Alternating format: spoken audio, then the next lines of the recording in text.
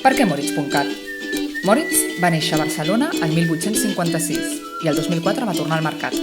Des de sempre ens ha semblat totalment justificat defensar el català.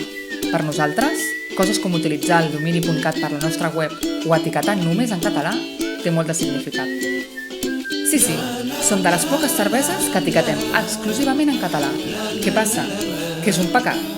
A vegades hem dubtat de si, a nivell de màrqueting, seria arriscat. I fins i tot ens ha tocat defensar-nos davant d'alguns atacs. Però a Moritz som catalans i punt, cat. I tu, també fas servir el domini.cat? Doncs obre't una Moritz fresqueta i participa al concurs Un dels 50.000.cat.